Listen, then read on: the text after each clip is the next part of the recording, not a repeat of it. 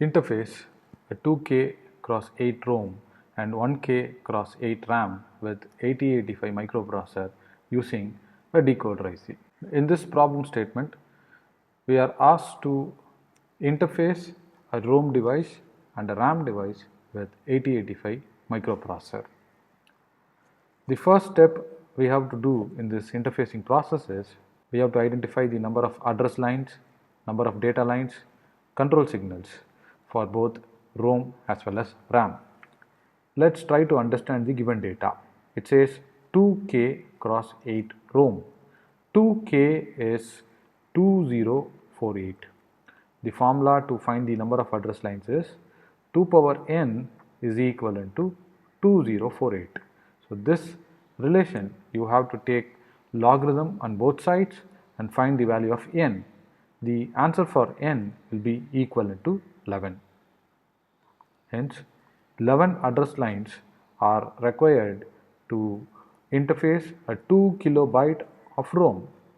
Next, moving on to the number of data lines. This is directly given in the question. It says 8. Okay, 8 bits of binary data. Number of data line is equivalent to 8. Then control signals.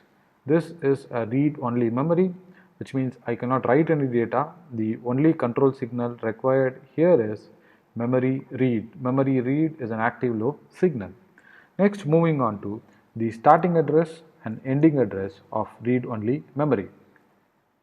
The starting address will be 0000H. So this will be the starting address. Always the read-only memory has to be given the top priority. That should be assigned 0000H as the starting address. Now how do I find the ending address? The size of this system, memory system, is 2048. The starting location will be 0 and the ending location will be 2047. Totally the count is 2048. The first location is 0000H. The last location will be the hexadecimal equivalent of 2047. Convert this 2047 into hexadecimal. The answer which you will get is 07FF. So this is my ending address. Let me write it on the top. So it is 07FFH. Next, moving on to random access memory. The size of this device is 1 kilobyte. So 1K is 1024. So from this, let us find out the number of address lines. The formula is 2 power n is equivalent to 1024. Take logarithm on both sides and find the value of n. N is equivalent to 10. Then moving on to the number of data lines, it is 1 kilobyte, 8 bits of data.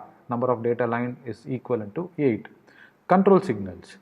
Random access memory, we can write data as well as we can read data. There are two control signals here. One is memory read, the other one is memory write. Both are active low signals. Next is the starting address. From 0000 to 07FF, the address locations are occupied by read-only memory. I am going to place the random access memory on top of ROM.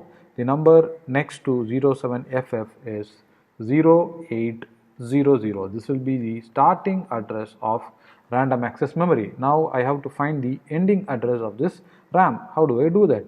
This is 1024. The size of the system is 1024. The starting number will be 0. So 0 to 1023. Totally there are 1024 address locations in this memory. The binary equivalent for 0 is 0000. Here the starting address is 0800. So now what we will do is we will make a small computation. Let me convert this 1023 into hexadecimal. The hexadecimal equivalent is 03FF. The hexadecimal equivalent for 1023 is 03FF. The starting address is 0800. So that is my first location. To this I am going to add 03FF, so which will give me the final location. The final location will be F. 8 plus 3 is 11. 11, the hexadecimal code is B. A is 10, B is 11. The final location is 0BFFH. We have identified the starting address and the ending address of EEPROM and RAM. EEPROM is 2 KB in size. Let me change the color. And RAM is 1 KB in size. The starting address of this 2 KB ROM EEPROM is 0000 and the ending address is 07FF. So this has to be entered on this table. The format used here is binary number system. For 0000 it is 16 zeros. So let me fill it. The ending address is 07FF. This has to be converted into equivalent binary. Let me do it. First I will convert F. F is 1111. Next we have one more F. So it is 1111. Then I have a 7. 7, the equivalent is it is 0 1 1 1. The code which I am using is 8421 code, 4 plus 2 plus 1. Then we have 0, so which is 0 0 0 0. Next I will start with the starting address of RAM, 1 KB RAM. The starting address is 0800. First bit in the LSB is 0, so let me put it as 0 0 0 0. Second bit is also 0, so it is 40 0 0 0 0. Then the third bit is 8. 8 is 1 0 0. Then we have one more 0 in the LSB, so let me write it as, sorry, in the MSB, let me write it as 0 0 0 0. This is the starting address. The ending address is 0BFF. Let me make the conversion here. F is 1 1 1 1. Then we have one more F, it is 1 1 1 1. So B is 11. 11 is 1 0 1 1. So let me write it. It is 1 1 0 1 and then it is 0. So it is 0 0 0 0. From the memory map table, it is very clear that bits A0 to A10. Let me highlight it. The address locations A0 to A10. So totally 11 lines are used by the EEPROM. And then moving on to the RAM. So from the table I can say, let me highlight the portion A0 to A9. So totally 10 lines are used by random access memory. So this is the information which we get from this particular memory map. The address decoding technique which I am going to follow in this problem is partial decoding. I am not going to use all the address lines for building this system. Instead, I am going to use only selected address line. So let us move on to the next slide and understand how to draw the memory interfacing diagram.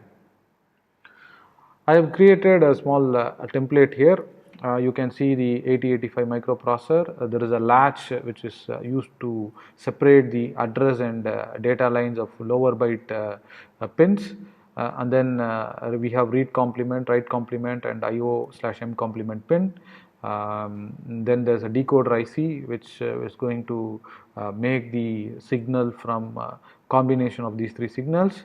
And then we have our EEPROM. The size of this EEPROM is 2 KB and the size of the RAM is 1 KB. Okay. First let me write down the specifications of the pins in EEPROM and RAM.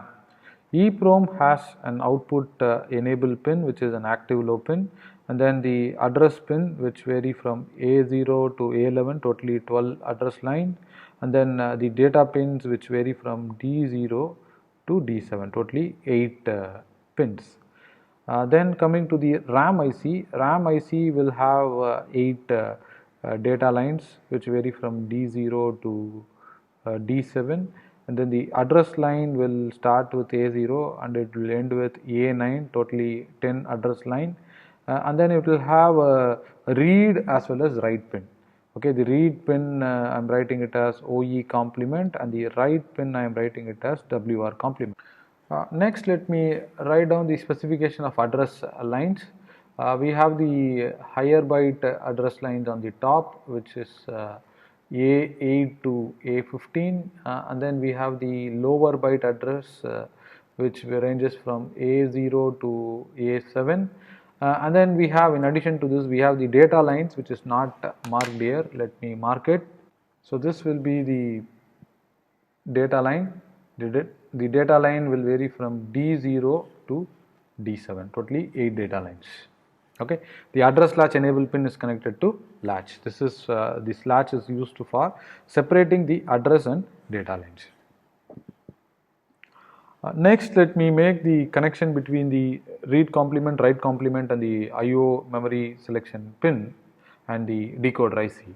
So read is connected to pin number A, write is connected to pin number B, and then IO complement is connected to pin number C.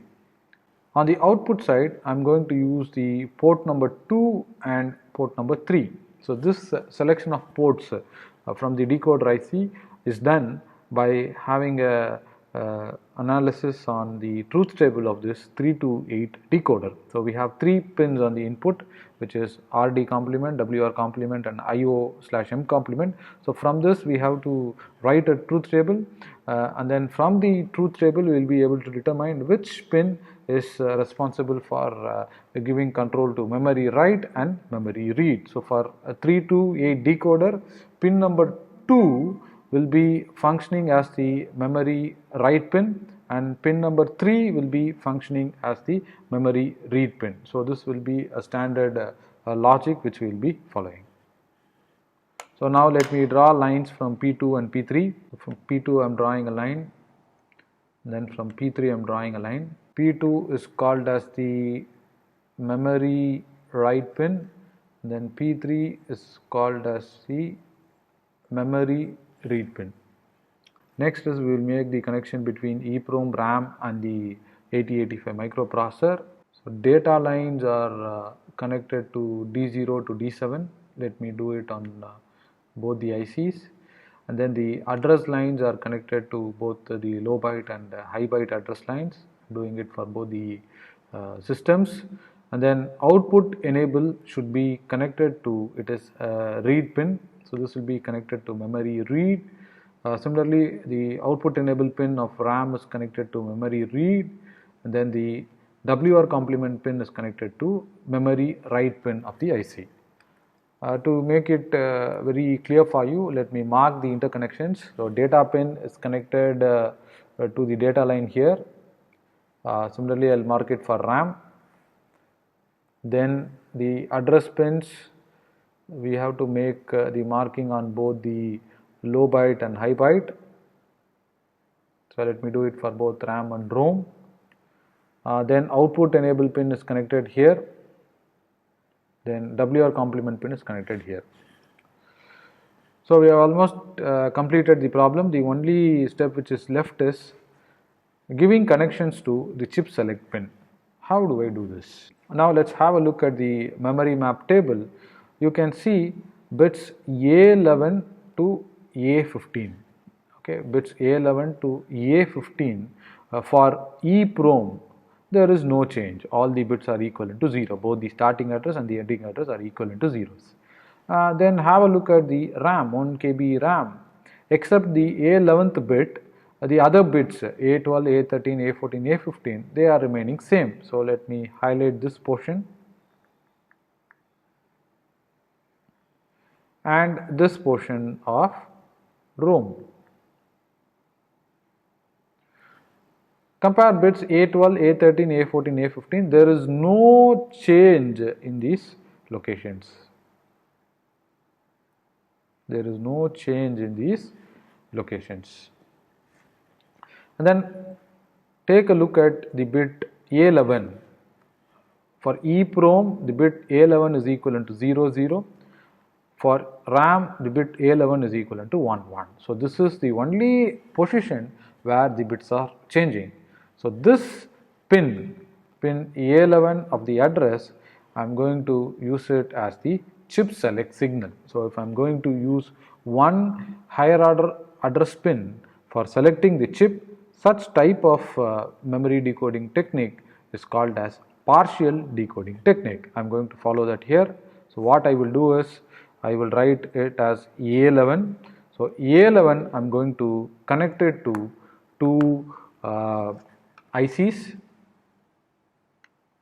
So from A11 I take a line which is connected to the EEPROM like this. Then what I do is from A11, okay, I again take a line. So what I do is instead of connecting it directly, I will use an inverter, and from the inverter let me make the connection like this. Okay, the purpose of using an inverter is you can see it from the memory map. You can see that the bit A11 is equivalent to 0 for both the starting and the ending address, and if you take RAM for both starting and ending address, it is equivalent to 1. So A11, the direct signal is given to ROM and it is inverted and the signal is given to RAM. That is the reason why I am using inverter between EEPROM and RAM. Fine. So that's all about interfacing ROM and RAM IC with 8085 microprocessor. As an intermediate circuit, we are using a 328 decoder IC. Thank you.